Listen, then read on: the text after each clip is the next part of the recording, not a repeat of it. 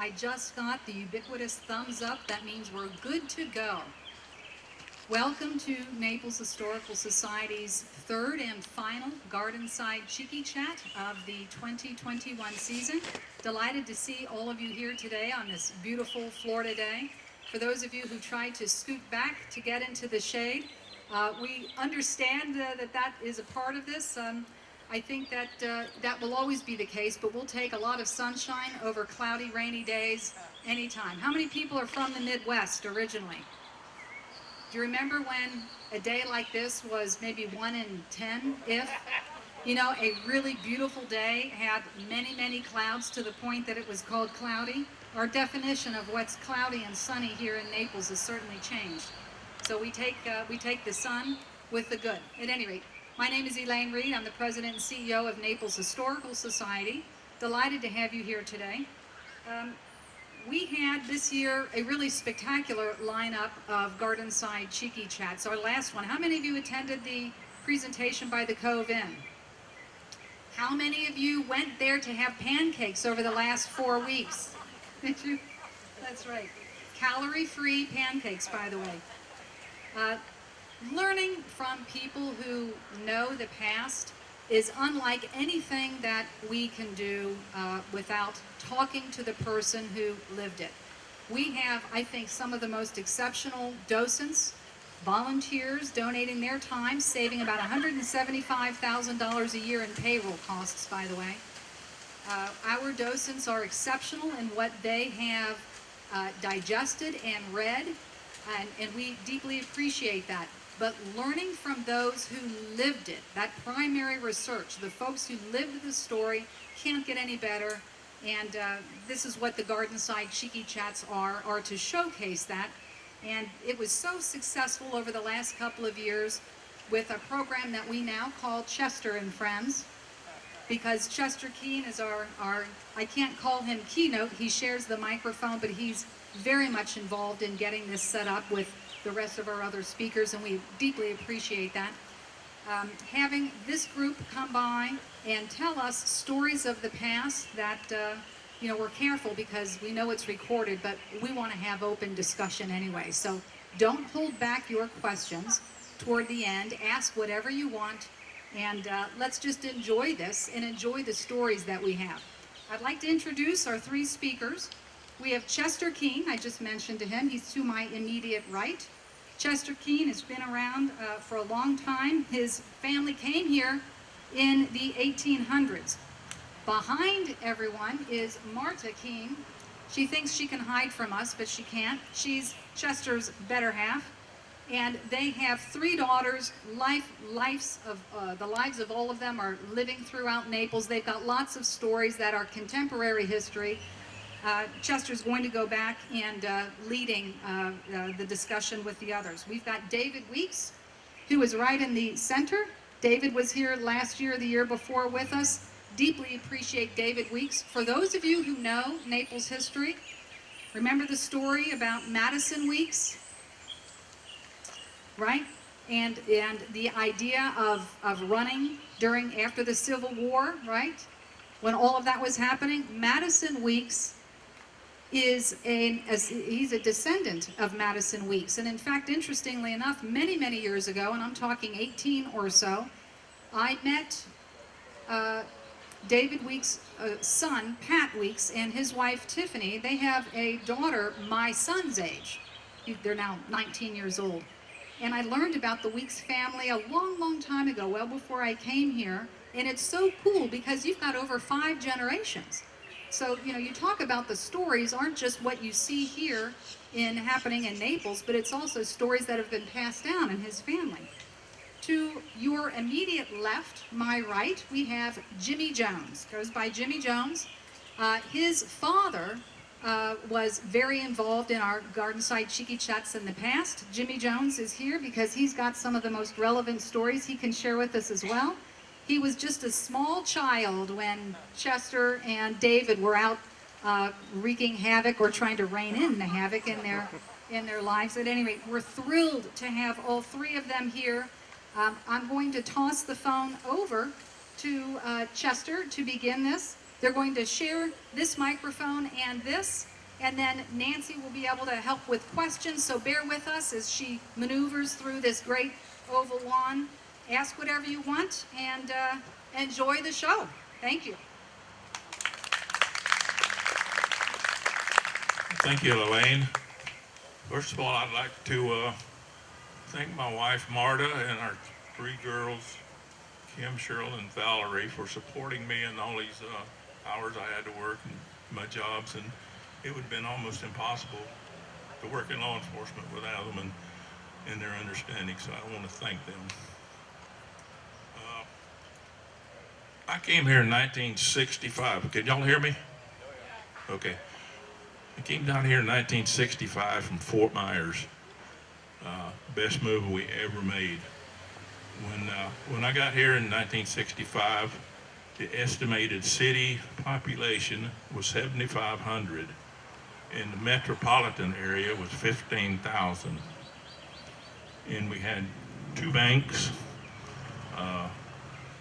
2 radio stations, WNOG, WNFM, and 1 hospital, and 6 championship golf courses. Yeah. Which reminds me, or brings me, about the beach club. Y'all got any questions you want to ask before I start telling the truth? I read that about the beach club, but one of my first calls was at the 19th hole. I didn't even know what the 19th hole was. I've never played golf. I've never had an interest in it.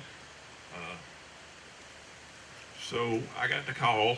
They had to tell me how to get there, and I met the I guess you'd call him the bartender outside, and he said, "There's 2 fellas down there at the end of the room." He said, "They're arguing and about to start a fight." And I said, "What are they arguing about?" He said, "Something about a game one of them lost today."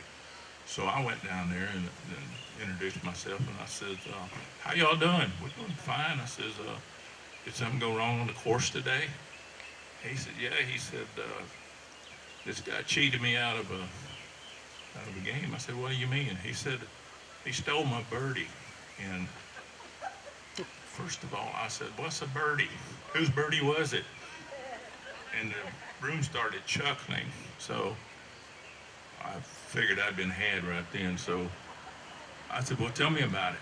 He said, "Well, we was down to the last hole, and I was fixing to make this birdie, and this eagle up in a tree swooped down and picked up my ball and took off with it." So, in other words, that eagle stole my birdie, and that was pretty good, I guess.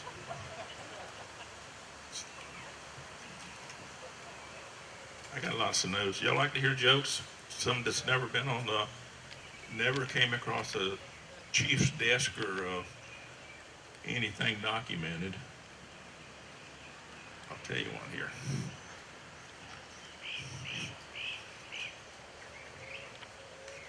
Had a young recruit, I'm not saying which department or which office, and he was in training.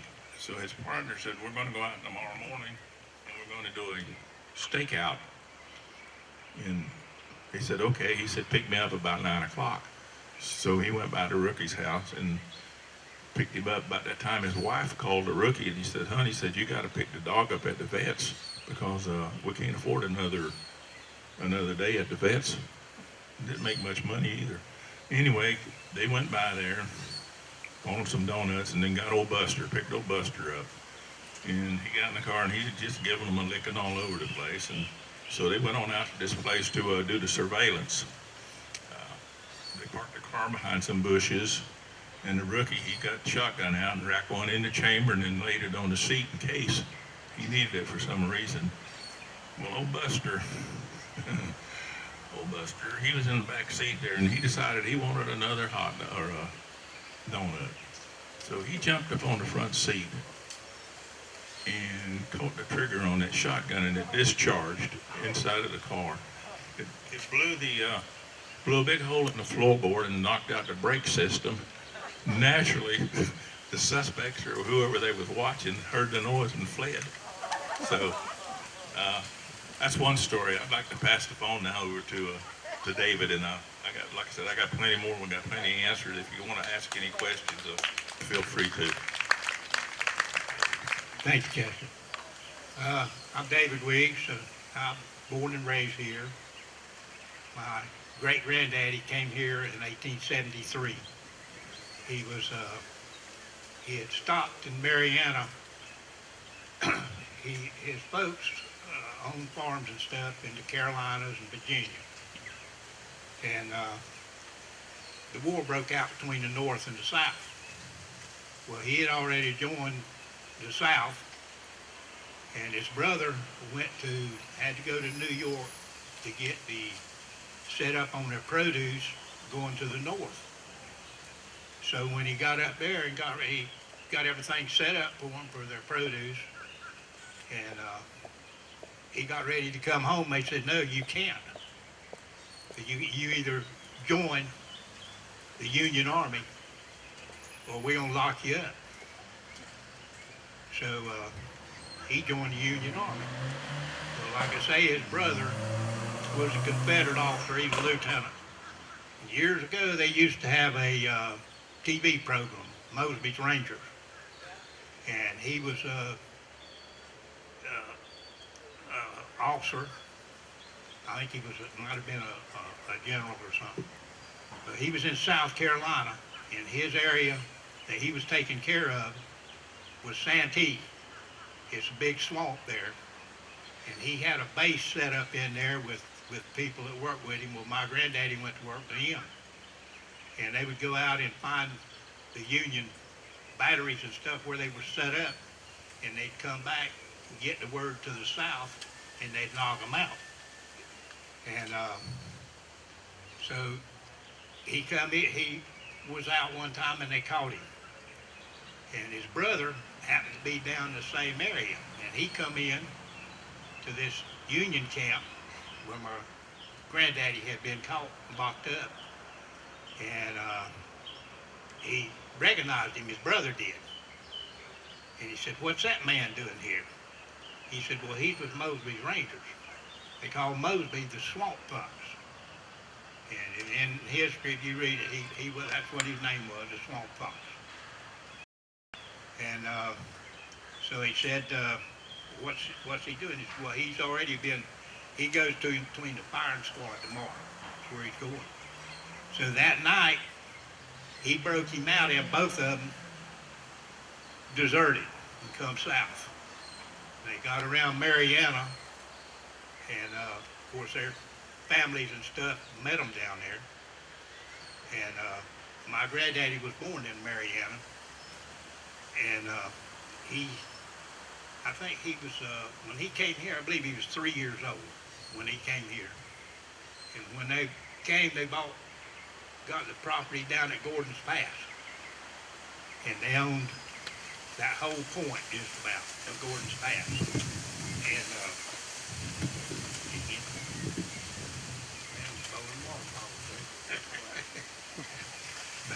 but they farmed on those shell mounds and stuff in there, made stuff, grew their own vegetables and what have you. And the oldest one, John, told him, he said, there's too many people coming to Naples. He said, you got two families that's moved in, and they're from Kentucky. One was from Kentucky, and the other was Tennessee, I believe. And he said, we're going to get recognized, both of us deserters, and we're going to get it from both ends. And he says, I'm not going to, he said, I'm not going to stay here. He said, I'm going farther south. John did. So they got together and they sold what piece of property they had down there. And they sold that area for $450. And they split up $200 a piece. John went south. Madison, my granddaddy, stayed here. And he said, well, John asked him, well, what are you going to do? He said, well, I'm going to tell you what, I was in the war. I had to kill people. I didn't want to, but I did. And if that's what I got to do, I got to do it, you know. But he said, I'm going to live my life now for me, not somebody else, not some government. And they never did get caught. But when he passed away, my granddaddy, the cemetery was right over here where St. Anne's is. I don't know, the Catholic church is that over here. Okay. My granddaddy had him buried there. And when they started moving the graveyard and going out to Pine Ridge Road where the next graveyard was, they was going to move him out there. And my granddaddy said, no, he ain't moving him nowhere. He said, rest in peace, and that's where he's at. So actually the old Catholic church, he's still buried there. It was built right over the top of it. So he's close to the church anyway, if he, whatever he done, you know. You can't do no better than that. But you have one way up, you can't go down. But no, growing up here, it was wonderful. It really was. I was telling Jimmy the other day, I said, you think you had it made?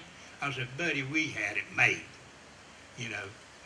I said, you couldn't do much around here because everybody knew you.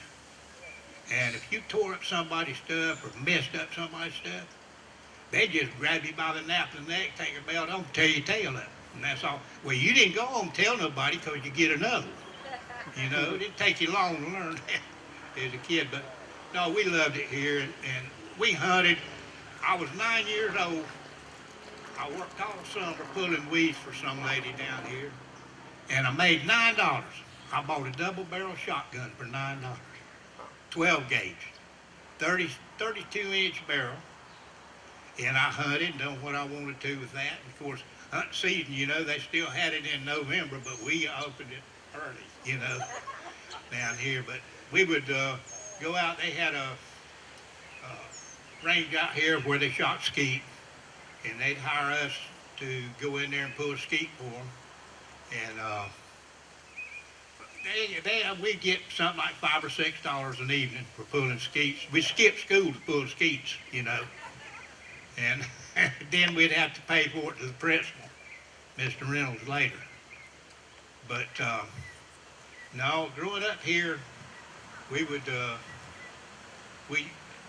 one thing about it, in the summertime, when summer rolled around, we would buy a bathing suit. We'd hit the pier. We stayed here at the pier. For about the first 3 or 4 days or a week, we was sick from getting so much sun, you know. I mean, you actually start throwing up and get sick, run a fever, and you's already burnt up. It looked like a piece of toast. And now I'm 80-something years old, and I'm paying for it. You know, we thought it was smart. You know, it ain't smart. You use that oil on you. Keep it on you. Stay out of the sun as much as you can. You know, I can tell you about that. I got all those marks out there. Got cut off, you know. Some burned off, some cut, but you know, you really want to do that. You want to, they're not fooling you, they're not lying to you, they're not trying to take your money. Keep your arms and legs and what have you in your back. Only thing was white on us was our bathing suit, from the bathing suit belt to the pants legs of it. Rest of was snow white. But we had couple old boys here. This one guy, this is a little thing that happened here, how the people were. This old boy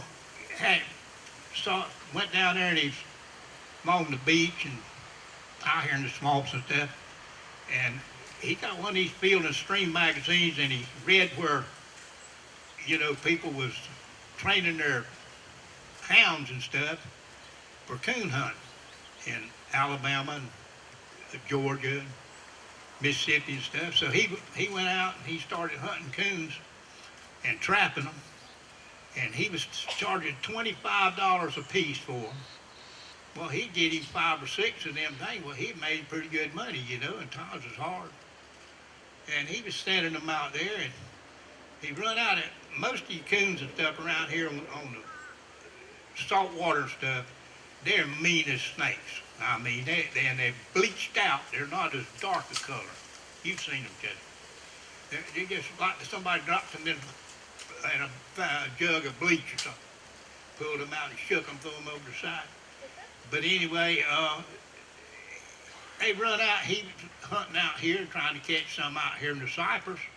And he couldn't get enough of them. So he went down on the beach and started, well, they was all over the beach, you know. And he got him about a dozen of them and sent up there to them boys. Well, it rocked on there about 5 or 6 weeks, and he hadn't heard from that guy up there. Where he shipped them up, put them on a train. And the train was over here and sent them up there. Well, he called that old boy that was getting them. He said, what's going on out there? I said, you all need some more of them coons. You never have got in touch with me. He said, well, he said, I'll tell you what. He said, we like to have some, but man, don't send us no more of them things you sent up here last time. He said, they got every dog we got whipped. He said the dogs would chase the coon for a while, and the coon would get all teed off, and he'd turn around and chase the dogs a while. Said they got our dogs all just about wore out, and said, ruined. He said, get them other ones like he was getting first. So the old boy, I said, well, what are you going to do about it? He said, yeah. He said, we're going to go ahead. I'm going to go ahead and go out in the cypress, see if I can get some of them cypress. But he said, them saltwater coons is mean. And I can tell you, they are when we're fishing. You know, we're fishing out there a lot of times. You get along that beach side there, and you can have a net out, and them coons will walk the cork line to get to you. You're trying to get the fish out of the net, and they try to eat you up.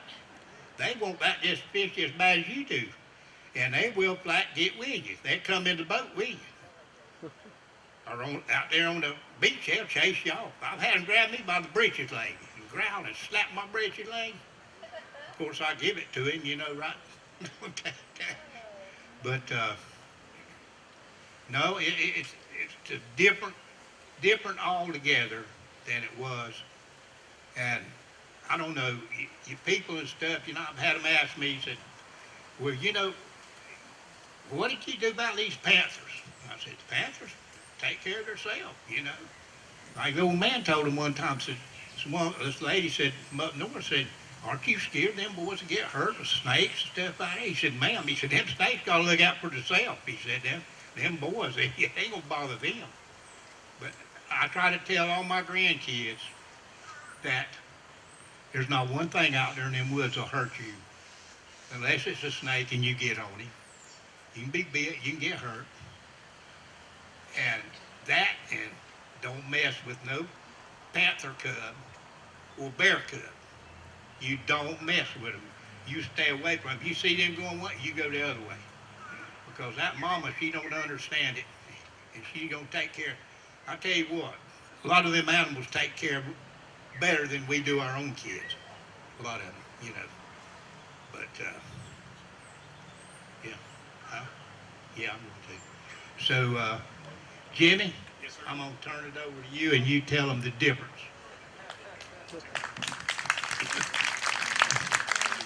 Good morning, I'm Jimmy Jones.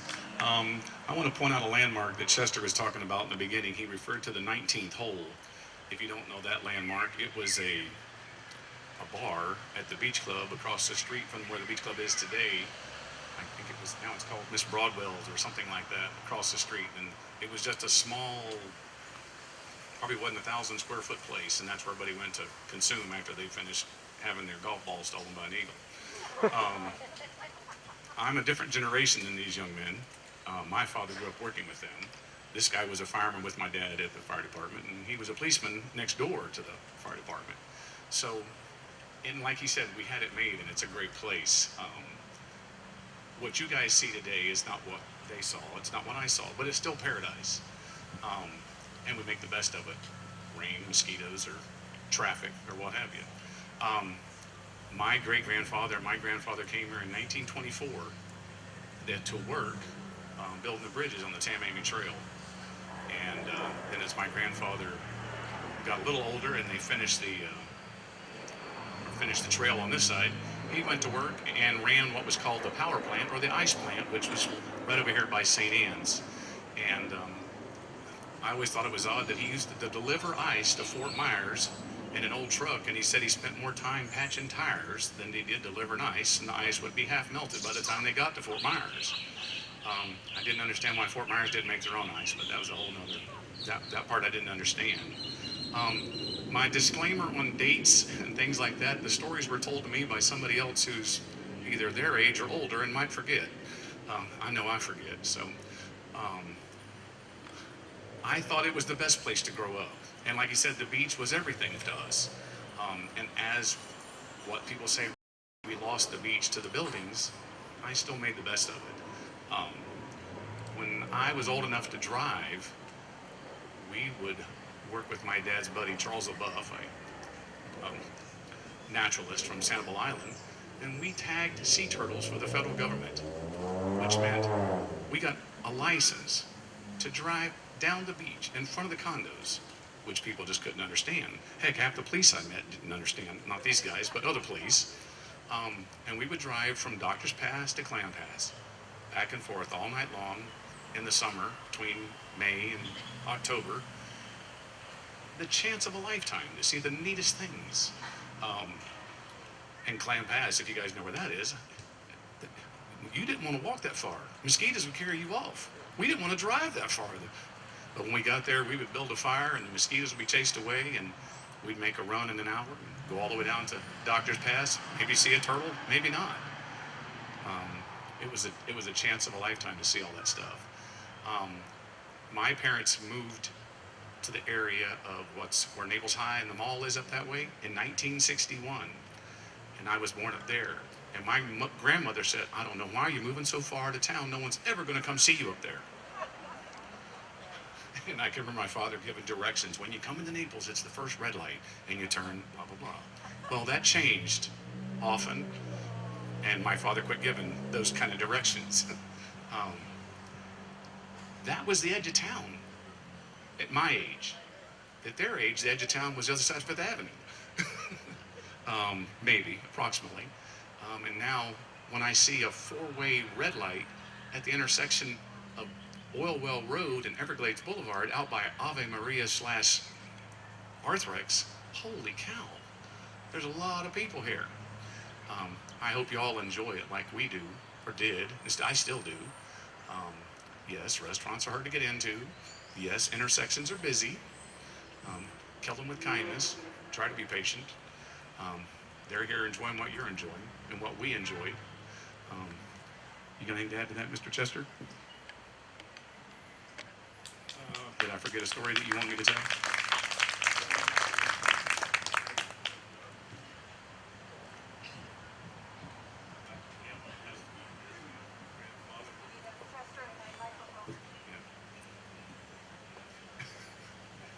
Go ahead. It was on. No. Yeah. Yes. I just want to mention that David, his grandfather, was the first city marshal here. First law and order in Naples, 1924, was it?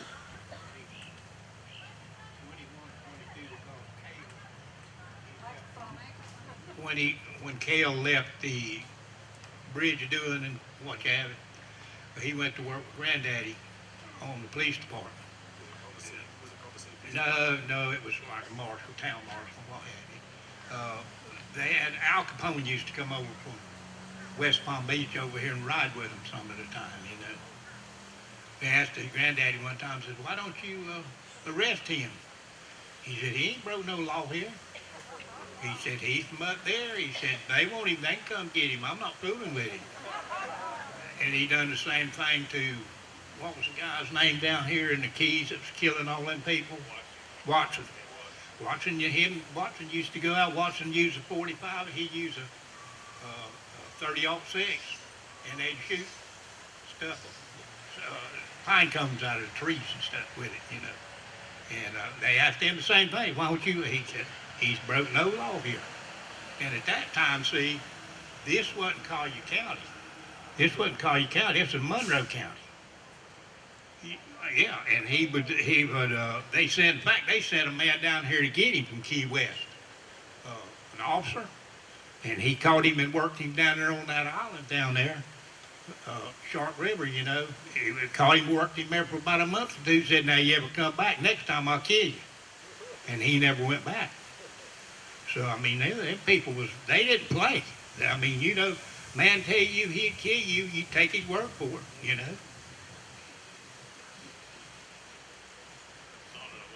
What was that? You know, we swore to tell the truth. Well, I'd say it was, Used to yelling. I'd say it was, that'd have to be a 10 on that. Yeah. You know, that had to be a 10. Right. Cause yeah, I mean, no, I'll lie about some things, but I ain't gonna lie about something like that, cause you find out anyway and say, well, he was lying. You know, so. I want to touch the subjects. Being spring break, I guess it's over now or still on. You don't get very many calls where you reach the scene and the people are smiling. Most of them are, got a problem. But I got a call one afternoon from this lady. She said she'd like to see the supervisor. Well, usually the first thing that pops in your mind, somebody wants to see the supervisor. One of your guys or girls is screwed up somewhere. So anyway, I went up there and she's out in the front yard. She got her arms crossed and she's grinning. And I said, ma'am, have you got a medical problem? She says, no. She said, the problem's in the backyard. So we walked around there and here was her husband. I said, well, I see your husband over there looking through the fence.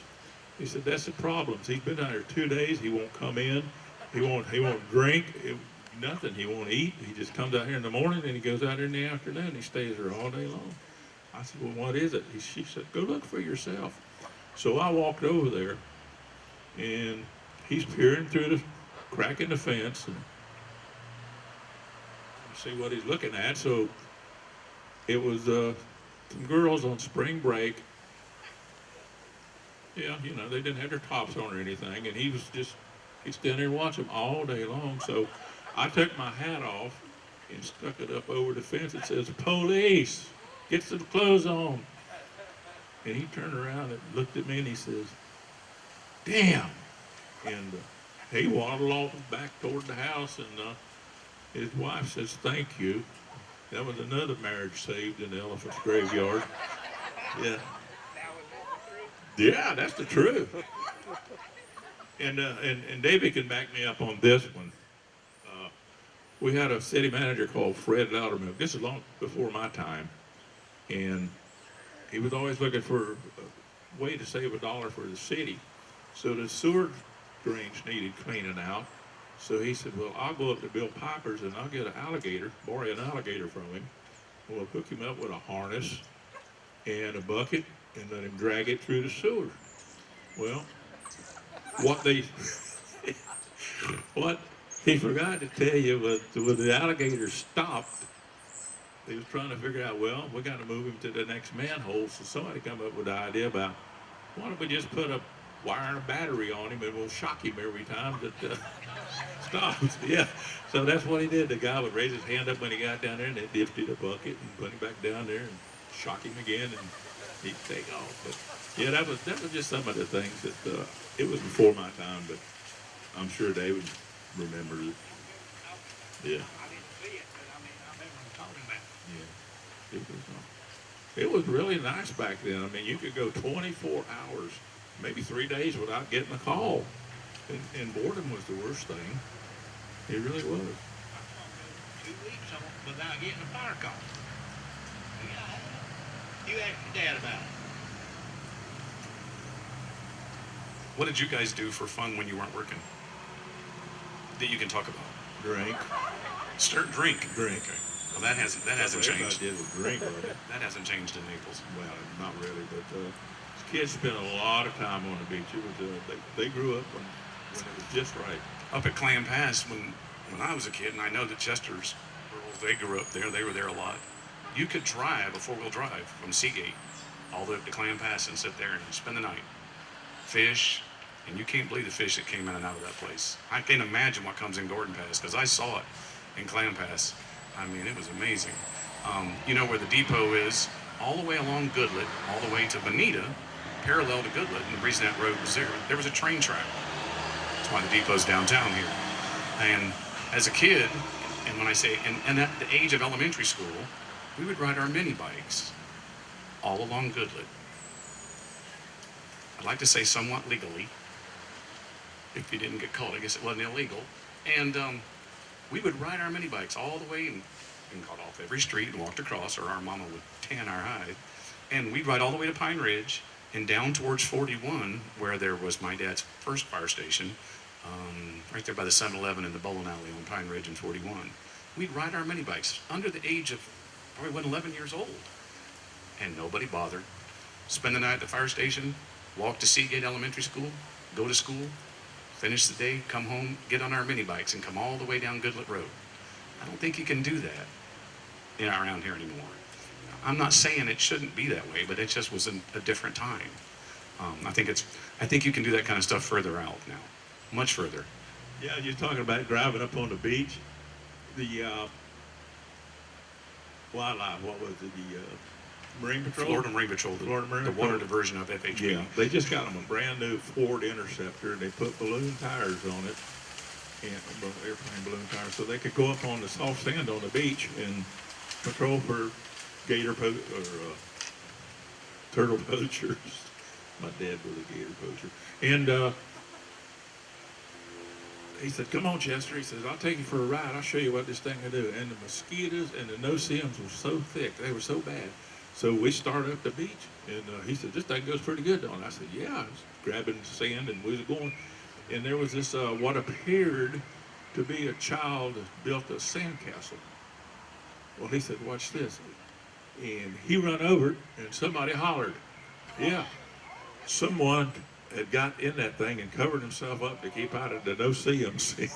So it was some people that was staying up there in some mangroves up at the north end. Anyway, he put him on the hood of the car. He didn't want him to get in the car with all that sand on him, and we took him back up there where he was staying. But days like that was really nice. Yeah. The structures that you guys see on Gordon Pass down here, they were always houses. They were not always in my lifetime, and they were starting to be built in the mid-50s. And the ones that were there in the 50s, I can't believe there's one left except maybe the Mariner Motel over here. And they would tear down a place that was palatial to us at that time and thought it couldn't be any bigger or any more expensive.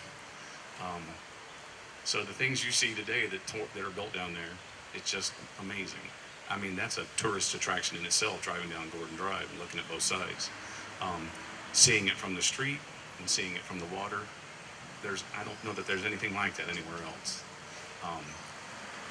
To be able to get on the beach like we do for just a beach parking sticker, it's really cool. And the place like this building here and being this close to paradise, I just couldn't. I used to thank my dad for not moving us away from here. I thought, oh, it's so cool. He let us stay here forever. In 2004, he said, "I'm leaving. I can't take this anymore. I'm going to move to Crystal River." And I found out later that it's 22 years behind the time because there's no I-75 up there. And this just grew too much. These guys seem to be able to take it. I tease my dad about that. They can handle it. You can handle it. But it's still such a pretty place. Are you still glad you stayed here? Oh yeah, I am. To the end? You're speaking about the pier. One of the first calls I got was there was an animal on the pier tonight, so you could pull right up to the end of the pier back then and park. And I was walking out, and I could see these kids and some kind of critter there. It looked like a big dog to me, and the closer I got to it, it was a donkey. And they were doing something to it, probably feeding it cigarettes or poogie bait that they bought. But anyway, I said, how does donkey get out here? He says, "Oh, he comes out here every night." And I said, "Oh." And then what?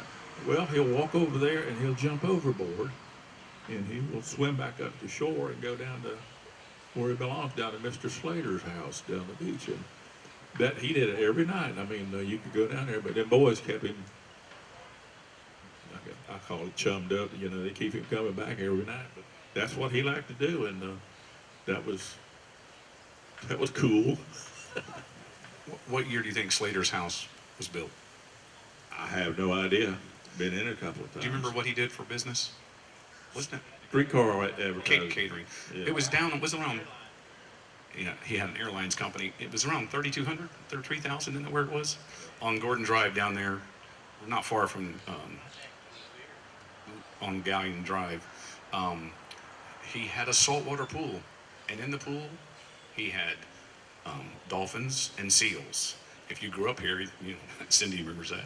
And he had seals. Now, seals aren't native here. And as a young boy, not knowing, oh, that's kind of cool. I want to go up and see that thing. And being this tall, the seals in your face, bark, bark, bark, bark, bark. It just scared them. I mean, he had flamingos and didn't he have ostriches? And animals running around his property. He had saltwater pool. Oh, that was just the coolest place to get to go. We went on field trips down there, and then my great uncle was the maintenance man, so we got to go there more often. But there were, just like today, there's unique homes, whatever you want to call it, characters that live there, just a little less popular than they are now. There was one lady lived down there that they owned a liquor manufacturing, I won't name the name of it, but every year she would come out of the police department at Christmas time and drop off a case of what they had. And I went down there one day, and she liked to fish. She loved to tarpon fish. And on this one room, she says, come back here, I want to show you something. I went back there, and on the whole room was nothing but tarpon scales. When they put the date on it, they pulled a scale out of the tarpon and released the tarpon. But she must have had a couple of hundred. She just loved to fish and loved to give us, they'd give us a lot of stuff. The one you're talking about there, the same one you're talking about, they went in there and put a urethane over. They went over and put a urethane over those scales, and it dulled it down. And she asked me, says, can you bring it back like it was? I said, yes, ma'am. I said, you might get some of them might loosen up a little bit, but I can take lacquer and clear them, go over them with lacquer and get it, and we did, and it come back pretty good. But I remember that same one you talked about. They're the ones that was supposed to be the ones that set up to, they would go in and lock themselves up, and they would go in and find make all these different kind of drinks, like the Bloody Mary and all them, and they done that. And he owned the Worcestershire sauce. He owned that, and the man did. And I was thinking Jimmy what the heck's his name? Boo Davis. I think Boo Davis used to work for him. Worked out there at that place for him, Mr. Keene was talking about alcohol and something to do. One of the things I remember as a kid was on where the Iberia Bank is at 41 and 4th. There was a liquor store there. It was called Clark's. I'm not saying it was the first liquor store, but it was always funny that across the front of the liquor store it said, don't drink, but if you do, buy here. I always thought that, what kind of business plan was that? And Omar, his name was Omar Clark. And they lived down across the street from the fire station. And my grandmother was a housekeeper there and I used to meet Mrs. Clark. I never met Mr. Clark. But that eventually became a place, a bar, and a hole in the wall, a hole in the floor, literally, the Swamp Buggy Lounge. And now it's Iberia Bank. Yeah, and another well-known place, I call it a watering hole, but the Anchor Bar, everybody, I think, back then, and that's what we're looking for. We call that the Holy Grail. If anybody's got a picture of those dancing feet around the top of that old Anchor Bar, it was, yeah, right, it sure was. But I'm going to tell you another story. I like to talk about animals complaints, about our canine dogs and the county's canine dogs. I wasn't going to mention ours, but I'll mention theirs. Back when Special K, it was a kid of mine, it was a Special K drug they used in animals. They was getting a lot of break-in enterings into the veterinarian's office to steal. Well, one night out east here, the alarm went off at this veterinarian's office, and we sent our canine dog, and the county sent theirs, but the county got there first. And the procedure was, you don't go in, you send your dog in there first. And the door was open, so the county got their dog and released it in there, and it was just raising Cain. I mean, it was a growling and a chewing on something, and the canine handler said, "Man, he's really got him good this time." And the city cop said, "Well, I want to send mine in there." He said, "No, you don't need to." He said, I think old Conrad's got it handled." So after it quieted down, we went in there. Mr. The veterinarian, he came down, and we went in there, and we didn't find anybody. But what we did see at the entrance of his building there, as you come in the office, he had a little bear about this high standing there, and it was holding a little plate, and the dog it chewed the legs off of that little bear, just right down to the bone or the steel structure on it. And he wasn't happy. I won't mention that guy's name yet if I don't shut up. He wasn't very happy about it, so somebody bought a bear. Well, the one I got to tell about is one of our judges here. He used to come from Everglades, and on the way he used to stop one of them little jukes that we talking about. Southern people call them jukes. If somebody is found a lot of times around the jukes, they call him a juk rat. Yeah, but anyway, he would stop there before he went home. Well, he stopped there this night, and this old boy, he was roughhousing with him, and they was trying to get him in a car. They claimed he was. The judge told his wife that anyway. And he was trying to get him in the car, help the cop, one of our cops. And he said, she said, "Judge," said, "son, you throwed up all over your jacket, your suit." He said, "I know it." He said, "Honey," he said, "I was helping one of the law," he called his name and everything. He said, "Load this drunk up." He said, "But he comes before me tomorrow." They went and locked him up to take him to Everglades, and he'll come before me tomorrow at 10 o'clock. He said, "Well, okay." So next day, Judge's wife called down there, said, "Has that man come before you yet that puked on you last night?" Said, "No, ma'am." Said, "He's next man up on the thing." She said, "Well, you get him good, because besides throwing up on you, he messed in your britches at the same time."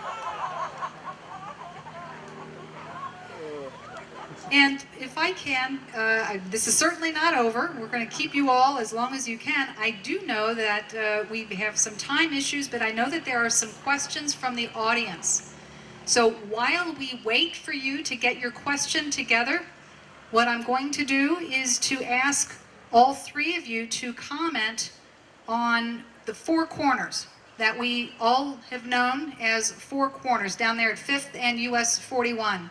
And while they are answering with their stories or observations about four corners, Nancy is going to take the microphone and give you the microphone to ask your question. All right? Please, gentlemen.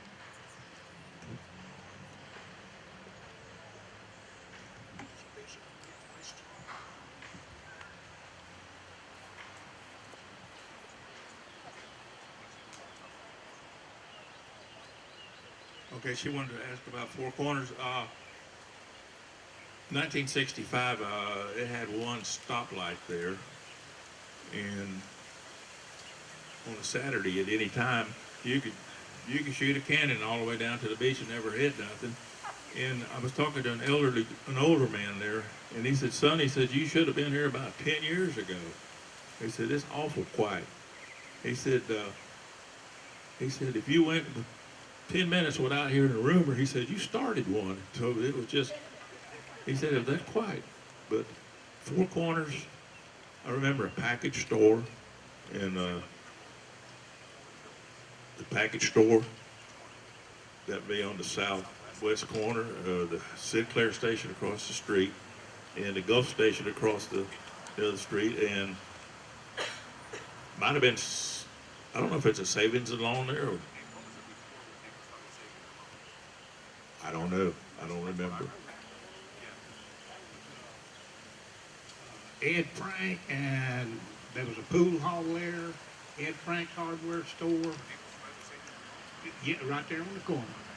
Right there on the corner. There used to be a little L place like that, and it had a restaurant in there where you could go in there, you know, at night, and then there was a pool hall right on the corner, and then there was a drugstore in there too, you know, and I was trying to think. Ed Frank was down at far end, and then TTT was down right behind that with a big metal shed that set out there.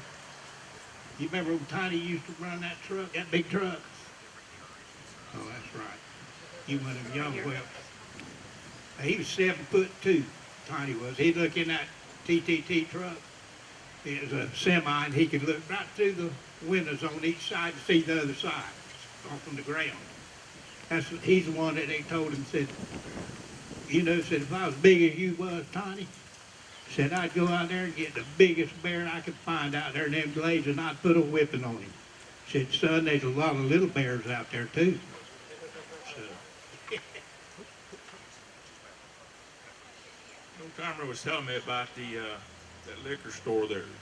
Y'all got a question back here? Yeah, I have a question. We're from the Midwest, and I know that a lot of the people from Kentucky and the Midwest and Ohio were the first to come to Naples, if am I right.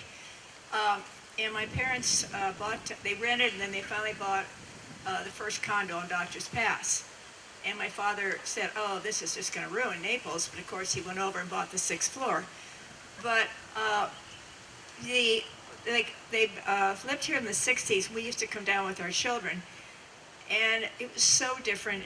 My mother would go shopping on Fifth Avenue. Everyone knew her, knew where she was from, knew what she wanted. My dad wanted to take us out for dinner. There were probably only 2 restaurants on Fifth Avenue. There was, I think Port Royal had a golf course, but Dad spent a lot of time in the Naples Hotel and Beach, which is too bad what's happening to that. And that's where they used to play golf until he finally died the day he got accepted at Port Royal. But anyways, I feel we now live down here, and I feel a lot of sadness about this. When we live in Pelican Bay, when my dad saw Pelican Bay being built, he said just what you people were saying. He said, this is the end of Naples. And he was very upset about what was happening. My question to you is, I'm very upset about what's happening to the water, the sewage, the traffic, the building on the Everglades. How are we going to stop this? I mean, what's going to happen to Naples? It's going to be another Miami. So if you care to get a little political, I'd appreciate it.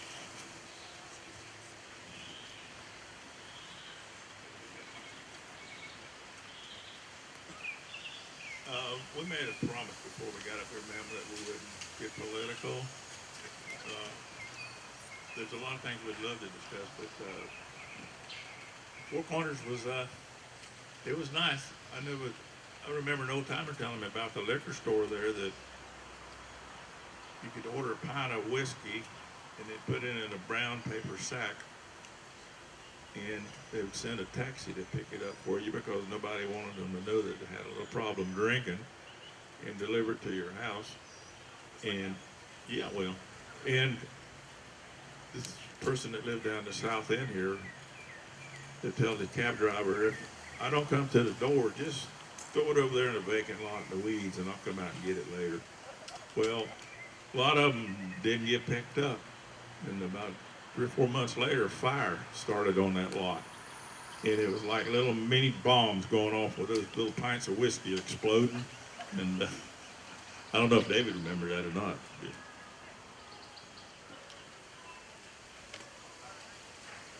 Do we have any other questions? Just raise your hand and I'll bring the microphone to you, please.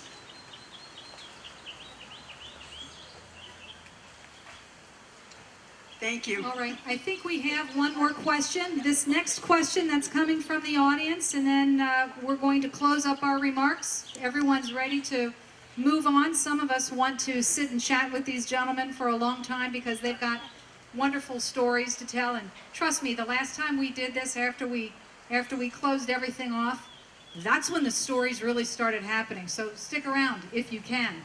One last question. Thank you. Yeah, it's not really a question, it's just a little addition. My sister and I were raised here also, and the Four Corners, that was Naples Federal that had all the vines. And then there was St. George of the Dragon behind that our dad was a builder here in town, and that was one of the places we used to go at lunchtime, and that was the only place in town you had to have a jacket on when you went in there, so it was quite the fancy place, but we used to meet our dad there at lunchtime every day, and you'd walk in and it was so dark you couldn't see. And then when you came out, you couldn't see because it was so bright. And but it was just so much fun. And talking about riding your mini bikes, I was Grady Johnson, who was a policeman back in the day. He caught me on my mini bike when I was 11, and he said, "Little boy, don't you know you're not supposed to ride your mini bike on the street?" And I was like, "I'm not a boy, I'm a girl." And he's like, "Well, anyway, it don't matter. Who's your mom and dad?" And then I told him, oh, he was in trouble because everybody knew everybody's daddy. And I was like, "Just don't tell my dad." He's like, "Well, we're going to put this mini bike away."